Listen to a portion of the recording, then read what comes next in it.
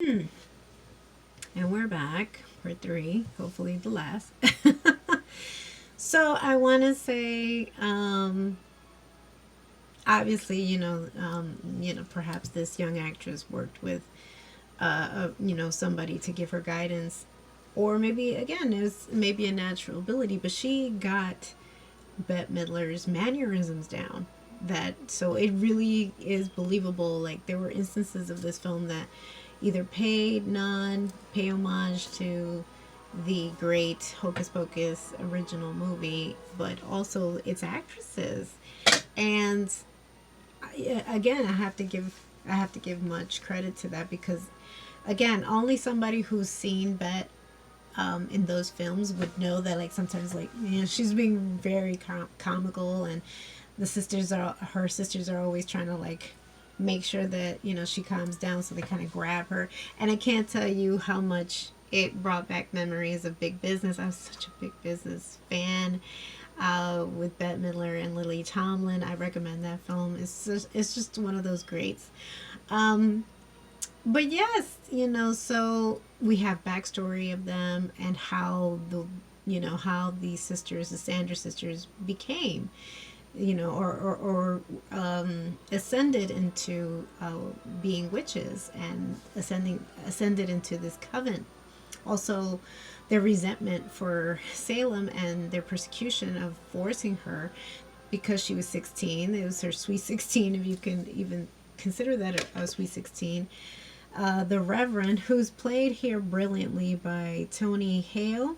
He had two roles that he was playing. The Reverend, in the witch trials era, and then he plays the current mayor and was up for re-election in Salem, and he goes by the name of Jeffrey Task, which again I don't know if they did that on purpose as well, tongue-in-cheek, for this film, because Task, and again I can link in this information down below, but Task is, I think, one of the people that really wanted to explore the concept of the witch trials, and especially this Reverend and his persecution of finding the culprit as to why his children were acting up, and he just assumed it had something to do diabolical or with Satan and sorcery.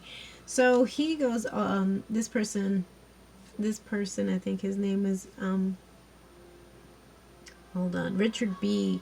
Task, or Trask. But it's very similar. It's very similar to the character. The character's name. Yeah, Trask, yeah. So I feel like they were paying homage to the person that wanted to literally dig up what was possibly left eons ago by the Paris's legacy and family and what they found. So again, it's very much immersed in history. It's not just simply witch story to just tell a witch story, which I think was smart. And everything has evolved. Like, their former home now it had been a museum in the 93 version, but it just maybe had died down, and now it's thriving. And that's what I loved about Gilbert's character, because not only did he do magic tricks for the locals, but also was very great at his pitches and selling the memorabilia and merch. Like, he was just like, make sure you get a cat, make sure you get this. He was very cute. Also, there's nods to the eye in like literally everything. And Gilbert's gown and hat that he dons while he's doing his magic show, as he story tells to the locals the Sandersons' legacy. There are little eyes everywhere. Even in the background, in his curtains, there's like the eye. And not for nothing, I don't know if necessarily it is really connected to the book, because the eye, especially when it comes to witchcraft, if you can say, in Latin American beliefs, and I think perhaps even Italians believe in the evil eye. So sometimes you wear, in emblems, you wear like something that looks like an eye to protect you from bad juju and bad vibes and whatnot. So again, there's just so much here. Um, there's even instances of RuPaul's Drag Race, like I mentioned in the first my first video of this review. There's a contest here. I think they wanted to reminisce in the whole like parlor scene that they had in the 1993 version, where the very famous "I put a spell on you," right? That is just synonymous with that film, and it's a great dance break, and people love that film. Love that song from this particular film, and is really like what really tugs at the heartstrings for a lot of people when it comes to this Halloween movie. So I think they try to do that, but I don't know if they were able to catch lightning in a bottle again with doing the rendition of Blondie's one way or the other. I'm gonna get you, which again goes perfectly with the storyline, but does it have the same? Because I put a spell on you, Nina Simone, which Bette Midler sang that, and she sings the hell out of it now for this particular contemporary version of Blondie, but I just don't think it catches the same kind of emotion like the 1993 version did. But in the contest, there's a contest that they happen to stumble upon, the three sisters, as they've been now brought back because of Gilbert and his fanaticism and tricking the girls and lighting the candles. So remember, if somebody lights the black candle, they're existent, especially on Hallows Eve, which is when this movie takes place is on Hallows Eve, and it is Becca's birthday. Lucky you to have been born on Halloween. So they're in the woods, the same very woods that they started their coven in, and they had met their the person that would pass on the baton to them, which is played brilliantly here by Hannah Waddingham. I hope I'm pronouncing that correctly. She's a beautiful actress, and I think she's known for that new show Ted Lasso, which I haven't seen, but she's also a Broadway darling. She has beautiful singing ability, but she's also very believable as this very dark character, which again, she isn't super dark here. Again, everything is like instances of it, but in the 1993 version, I feel like they were ready to go there, or they did actually go there, which that's why it became such a cult classic. That this, I don't know if it necessarily has the same appeal, although all these people were very lovely to have watched. But in the competition, as they go through like this carnival like Halloween festival, and they're in pursuit of that mayor because again, Winifred wants to stay alive and does not want to perish by sunrise, so she needs to do a spell. And they don't do the same approach that they did in the 1983 version, where they get children and they just suck their essence out so that way they can be forever beautiful and young. They nixed that idea. I guess it just seemed too cruel. I don't know what the standards are for Disney anymore. So now they come up with another spell which would make them totally and completely powerful. Although at the beginning of the film, their witch, the one that was the witch expert here, Mother Witch. She goes by Mother Witch. That's the character's name. Hannah Waddington lets her know that nobody is to really do that witch, because to make you totally powerful will have its consequences, and there's even a caution before you even do the spell. And the book frowns upon it, letting the sisters know even at an early age that it's not the spell to do. But they opt for it anyway, and they need blood of their enemy, which would be the Reverend or somebody. They obviously were able to piece it together that this was a legacy descendant of the Reverend that made their lives a living hell when they were younger. So they were going to try to get his blood. And they're in pursuit of him. He's at a carnival in pursuit of this candy apple that he has been fantasizing over. And there's even nods to Penny Marshall. Penny Marshall and her brother, who also, I thought that they had directed. That was bad on my part. I thought they had directed that film. No, they had done a cameo for that film.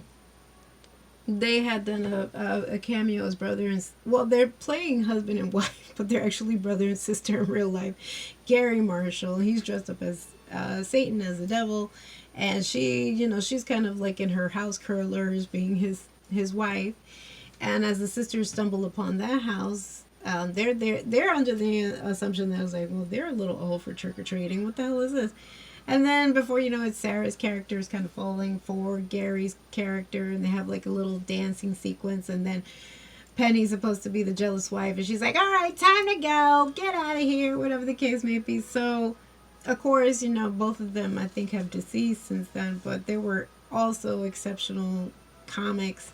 And to pay homage to them, the mayor, who was in this desperate pursuit of his candy apple, there is a couple that look near identical to Penny and Gary Marshall online, who he tells them, like, please stay online because I really want my candy apple. They do not save his spot. They don't care, and they just are gorging on the apple, and he's like, really, but I thought he was really brilliantly funny. He knew his comedic beats really well. I've seen him before too, and I think he's also part of Ted Lasso, which I haven't seen yet. But yes, Tony Hale. And so the sisters are in pursuit of him, and then stumble upon this competition that everybody's there dressed as a sisters look-alike. And wouldn't you know, we have Cornbread, we have Kimora Hall, and Ginger Minge from RuPaul's Drag Race. I mean, come on. If you need further proof that RuPaul's Drag Race is expanding like threefold when it comes to the entertainment business, drag is here to stay, babies. But anyway, that was cool to see. But yeah, there was a lot of instances of contemporary pop culture, and it's fun. It's a fun film, but does it really honestly harness the same emotion that the 1993 version does? I can't say it does. But for a lot of people, not for nothing. And I thought this as well. Towards the end, it's really hokey and whatnot, and it has its comedic beats that you would think, like, towards the end of it, like, will I really watch this again? Not likely. But the end, I think, saves it. And I don't know if they did that on purpose, because I think they had it intended another kind of ending, I think, from what I've heard from other reviewers. But the way they ended, I think, was really touching. And, Wendy is successful in doing the spell. But in turn, she loses what she holds near and dear to her, which is the love of her sisters. So although they have moments of, like, where they seem all powerful, and and Sarah's character can now zap, because up until this point, not only Wendy can zap anybody, and this really beautiful neon, almost lightning bolt comes out of her fingertips, but the other two sisters couldn't. Very much kind of like now the New Coven also. The Becca character can do that, but the other two girls can't. But when they all became powerful, they also started to dissipate. Literally, Sarah's character and Mary's character start to kind of like vanish in the wind. And then Wendy realizes what she's done, and it's too late. And you feel for her, and then she realizes that her magic isn't anything without her sister. So although she tries to beg her book, who now has actually felt more comfortable with Becca's character and has gravitated to Becca, because now she can call it a book and it comes right to her. Winifred realizes that she is the new witch, and again ascends. Very like American Horror Story. If you've seen season 3 of Coven, there's always somebody that comes along who then replaces. So we're seeing basically our Sanders sisters being replaced by the new 3 triplets here, trio here, and it's heartbreaking, because she's like, my magic isn't anything without my sisters. And you have it's a very touching scene. And for all those who have these characters have become beloved characters to them, to see them literally disappear into nothing, I think it touched a lot of, that was the focal emotional beat for the film. And I think honestly that's what saved the film. I know I was bawling for a while after seeing that, because again, anybody who is very close to their family and their siblings, that's It's a really touching film. So, touching part of the film. So we also realize that as they dissipate, also does Billy Butcherson's character, played by Doug Jones. And again, if you're not familiar with Doug Jones's work, honey, you gotta go see Hellboy. You gotta see Pan's Labyrinth. He what's the other one that he did that he was played a fish? I can't recall right now. But he's that actor that's under all of that makeup, heavy makeup, and kudos to him. He's also done just regular roles, but he's known for that heavy makeup, almost near unrecognizable characters that he's done over the years, decades of work. But they allude, I don't know if Disney did this on purpose as well. They're almost like, they had like a Marvel movie ending, because there's hint that it just kind of all wraps up in this little pretty bow, and there's this concept of a possibility of a second candle. So just in case they do decide that they want to revisit the story, now they have their possibility prequel there. So I do recommend it. It's not going to be like the 1993 version. It's not going to be like that whole like tongue-in-cheek innuendos like 93's version was. But it's still a fun film. It's still great viewing, family viewing, and I do recommend it. It's currently streaming on Disney Plus. So let us know. Did you like it? Have you enjoyed it? Have you watched it? I think it's definitely worth the watch. And please stay tuned. I'm going to be reviewing a number of other films for Halloween. I might get into the whole spooktacular again. So please stay tuned for that. If you like what you see, give us a like. Leave us a comment down below. And if you'd like to follow me on YouTube, hit the subscription button and the notification button so you can be alerted of my next DIY haul and review. And let's play this out, y'all. Thank you, Max. That marvelous introduction. I put a spell on you. And now you're mine. You can stop the things I do. I ain't lying. Been 300 years, right down to the day. Now the witch is back, and there's hell to pay. I put a spell on you. Good show, cameo. No, man, I'm serious. You gotta get back here.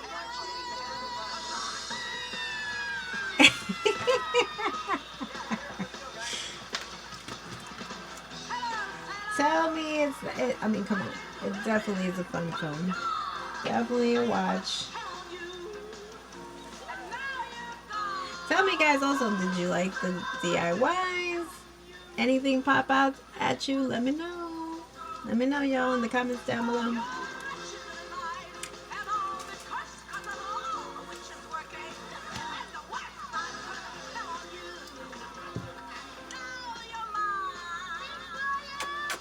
Alright, y'all. Till next time. Also, before I go, Binks. I think there was a nod to Binks, but was it really enough? We needed that talking cat. We just love that talking cat, don't we? Anyway, alright, just wanted to say that as an end footnote. And until next time, y'all. Oh, I wish we had the camera.